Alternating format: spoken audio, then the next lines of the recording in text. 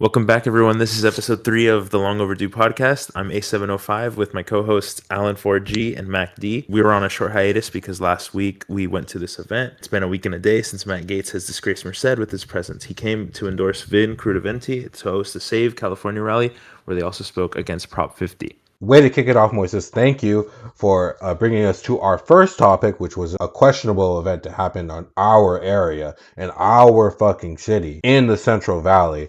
Yes, about a week ago, Matt Gaetz at the local senior center for some fucking reason basically had a gathering to endorse Vin Kruttiventi. Dude, the preschool turned him down. That's what I did.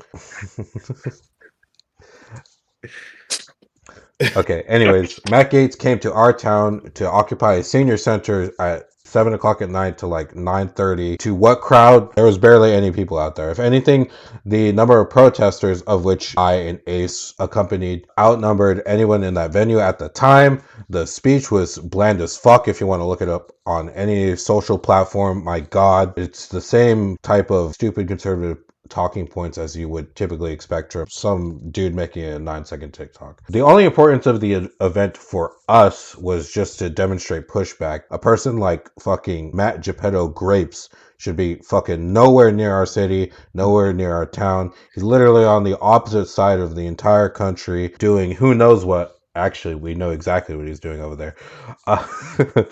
So I'm going to hand it off to Mac D to inform you guys on details that have been headlines like all of last year that you're probably familiar with. But just in case, you know, there are some right-wing stranglers around here. Mac D? What's up? Today we're going deep into Matt Diddy Gaetz. The background, his real name is Matthew Lewis Gaetz II. God damn. Date of birth is 1982. Born in Florida. His daddy also was in politics. Played a big role in getting him started. He went to Florida State University in affirmative action hire. Majored in interdisciplinary sciences. Then got his JD from William and Mary Law School in 2007. Then he worked as a private attorney for a year before going into quote-unquote public service, or as I like to call it, Venmoing 17-year-olds. His most notable and arguably most relevant freaking thing that he opposed was against the Frederick Douglass Trafficking Victims Prevention and Protection Reauthorization Act of 2022. Yes, that was a big mouthful, but not as big of a mouthful that Matt Gaetz took out of a 17-year-old. He was the only vote in 2017 that voted against the advisory committee that would also coordinate the efforts to prevent human trafficking. And he was also actively working for some reason to broaden the definition of duress. On December 23rd, 2024, the House Ethics Committee released what they had about Matt Gaetz. Homie actually himself was taking advantage of young women to lure them into sexual activity. You know, they averaged a few $100 per encounter per the Venmo transactions. You know, the committee found that Gaetz did violate Florida statutory rape law. There was no further investigation into this, and the case was eventually dropped after Matt Diddy Gaetz chose to resign from his future post as Attorney General, which is kind of freaking buck wild. Aside from being able to dodge prosecution in his own state, Matt Gaetz also has some federal offenses against him, specifically Section 1591 of Title 18 of the United States Code, prohibiting trafficking, including recruitment, enticing or transporting a minor for commercial sex while knowing or in reckless disregard of the fact that the victim is a minor, and Section 1591 also prohibits trafficking adults for commercial sex use by force, threat, fraud, or coercion. And then he also violated the Mann Act of 18 U.S.C. 2421, prohibits the knowing transportation of the individual through interstate or foreign commerce to engage in prostitution or other illegal sex activities. So not only was he a pedo, he was a pedo that paid for underage women to take trips over state lines to get into his district to then perform illegal sex acts and paying those women through shady Venmo transactions, of which the House Committee has every single one of the receipts on file. And it's pretty disturbing information if you want to continue reading. And of course, we encourage everybody to read the House Ethics Committee report that came out in December of last year. Alan, I have a question though. What? How can you just not be sure that he was doing it out of the kindness of his heart? You know, he saw that these young 17-year-olds just needed some money, you know, to get lunch. What makes you think that he was paying for this to diddle the 17-year-old? Well, aside from the fact that he literally admitted to every single person on the House floor while he was in office, before he outed himself for Attorney General, because he knew he was going to be convicted of such crimes because there was an outstanding amount of evidence that he himself showed to grown-ass adults in a braggadocious manner, which is fucking buck wild, bro. It's fucking insane. Okay, so now that we familiarize ourselves with Matt Geppetto Grapes, A705 and I attended his event in Merced, California, and Ace is going to tell you what his experience was attending, and then I'll give my perspective. Kruttiventi and Matt Gaetz basically spent their whole time gargling Donald Trump's balls, saying that they were going to save America. Newsome, quote unquote, is the worst governor in the country and in the state's history. It's funny because farmers are getting screwed over now, and people are going to keep voting against their own interests, but let's hope that changes. He didn't talk about policy, even though it was kind of also supposed to be like some kind of like endorsement campaign for him. All he did was rant about the poverty and unemployment issues and in the Central Valley. But like, what's he gonna do to fix it? He didn't bring it up. As for the event itself, we had a decent sized group of people. There's a lot of people with signs. People were shouting. There's like two people with like megaphones where they would kind of lead chants. My favorite was hey, hey, ho, ho. Matt Gaetz has got to go, and then it changed to hey, hey, ho, ho. This pedophile has got to go. And, mainly for Matt Gaetz, because he was easily the most evil person in that building and possibly the most evil person in the Central Valley at that given moment. Some MAGA lackeys outside that were trying to basically instigate us into like fighting or causing some kind of commotion or riot, but we were mainly peaceful and we were pretty unified, just protesting, using our First Amendment right. There were some times where it kind of got a little disorganized, but that was when they sent their agitators to come agitate our group. Clearly, they're the ones that did not want to keep it peaceful. They wanted to use us for clips. They wanted to use us for views. They wanted the world to see, oh, these are the angry liberals. The majority of the time, I think we had a good time. What we did there did matter, and we will continue to do the same. Alan was there too, and I really want to know what his thoughts were. I know we kind of talked a little bit about it. Dude, I mean, I hope that guy fucking never comes back. That fucking... Oh, for sure. The guy is fucking evil. And not only is he evil, what a fucking wet noodle of a speaker. I don't understand how Matt Gaetz even ascended to the point where he was almost attorney general. The bro can't fucking talk for 12 minutes without fucking jerking himself off.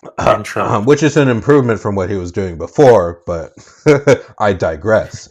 There were a couple agitators trying to counter protest us, especially as most of the individuals had already left the venue. All these individuals definitely did not look like they were from here, right? It was just a very bizarre event, and it happened really late at night. Most of the protesters were still extremely, far more animated than anyone that was inside, right? And far more animated than Matt Gaetz ever was when he picked up the mic.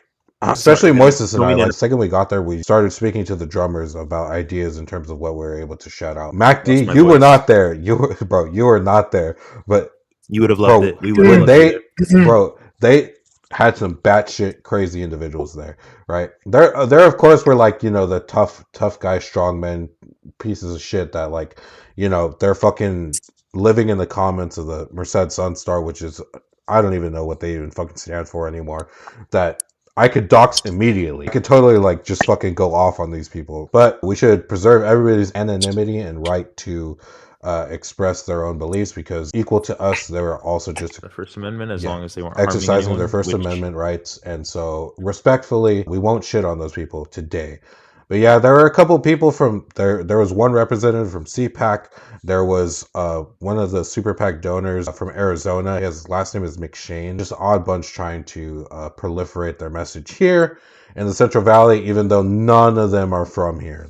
Not even Vin Kruttiventi is from here. He's from Plessington, he's from right? Another district. He's from the 14th district. Yeah. And he lost. And so let me tell you, his race there last time. Let me tell you, when these fucking young Republican fucking wannabe fucking Newsmax motherfuckers came up to me, right, to ask me questions, the first thing I said was that all you did was bring a loser here to lose again. Vin Kruttiventi lost to a 12-year incumbent for the past 6 elections, and he lost last year, and he came to our district 13, for what? Just to lose again? What?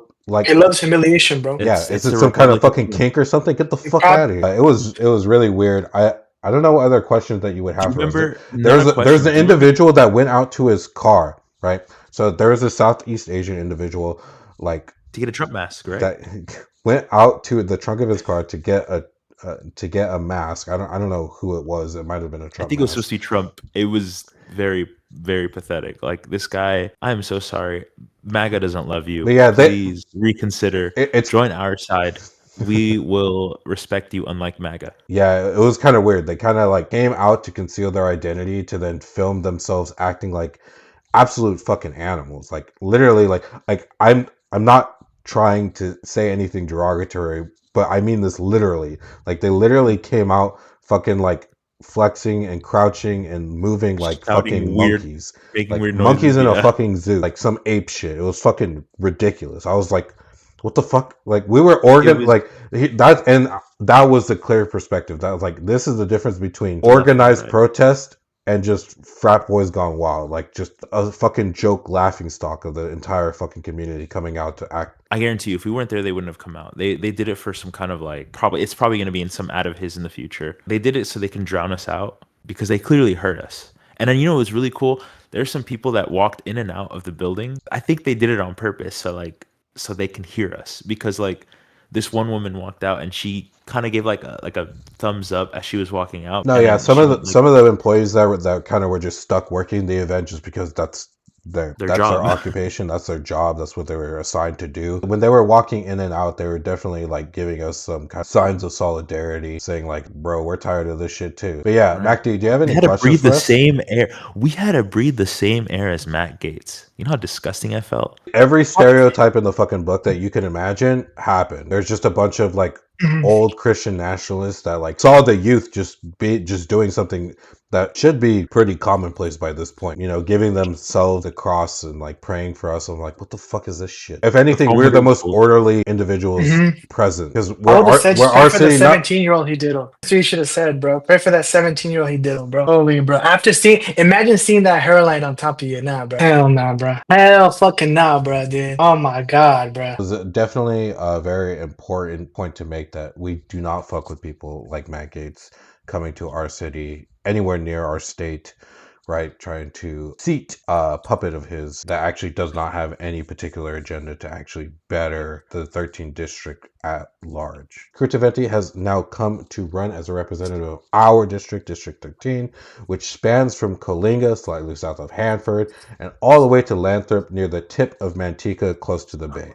So my only question for him is, what makes you think our district would be any easier for Republicans to gain a seat in the House? And do you expect to continue your losing streak here a couple cities over? And this is a genuine question. Bro's not even from here. Bro hasn't talked to any farmers. Bro is the leader of his own tech company, A5, and he has one single promotional video for his campaign. Everything else was probably made for him in terms of like the website and the talking points that we've seen. And so how do you expect to win? How do you expect to win as someone in the tech industry that can't make over one video? If you can't do over a minute in advertising, I guarantee you no one's going to know your fucking name by November 4th. If that event was a week ago, we're now recording this on October 30th. There's no way you have the numbers to beat Adam Gray. My second question for him, Vin Kruttiventi has a beautiful brown family, as do we. He has a lovely wife and 2 daughters, if I'm not mistaken. What I want to make clear to Vin is that this Republican-packed Supreme Court in September of this year ruled in a 6-3 decision in Nome vs. Vasquez Perdomo that permits ICE agents to discriminate based on their appearance, which is race, language, accent, both related to ethnicity, and perceived occupation, which is anti-working class, all of which are civil protections guaranteed to us by the First Amendment of the Constitution. So let me ask you this, Kruttiventi. How do you let your daughters know that their brown friends and their brown families, as well as themselves, and even you, sir, are not safe in the context of a MAGA-dominated legal framework that made it home to us? Us, longtime California residents. What does your friend Matt Gaetz think about the ethics behind his party's SCOTUS ruling? Not that he knows anything about ethical conduct when it comes to children himself anyways. Vin Kruttiventi, why the fuck would District 13 vote for you if you guys legalize discrimination against people that look exactly like you and me, bro? Do you think you have full immunity just because you have Matt Gaetz backing that your fucking family isn't next? What the fuck is the point of raising a family if they can't enjoy the fruits of your own labor and go out fucking side. You're just gonna keep them isolated. We already had a COVID. They already have to have a social readjustment to that epidemic that we all went through under the Trump administration. Vin, what the fuck are you doing, bro? Bro, you want to win? Why the fuck is the fucking pedo of the fucking Republican Party the first person you go to? To re-emphasize, you as owner of your own tech company aren't doing numbers like Mom Donnie. Mom Donnie is literally fucking smoking you, bro. Why do you not fucking like take the examples that are given to you in order to help that curate the content necessary for you to actually win district race? You, Kruttiventi, as a person that has promoted in your only campaign ad to make our town safe again and to drain the swamp. Tell me, and why in God's name would you not start with your fucking guest of honor that night, Mr. Matthew Pedophile Gaetz, and fucking get him the fuck away from here? If we're draining the swamp, why the fuck wouldn't you start with this guy? As we sign off here today, remember, vote Prop 50. I'm Alan 4G. Vote Prop 50. This is MacD. Vote Prop motherfucking 50. Prop 50. We're not fucking playing around. A705 signing off here today. Thank you guys for watching.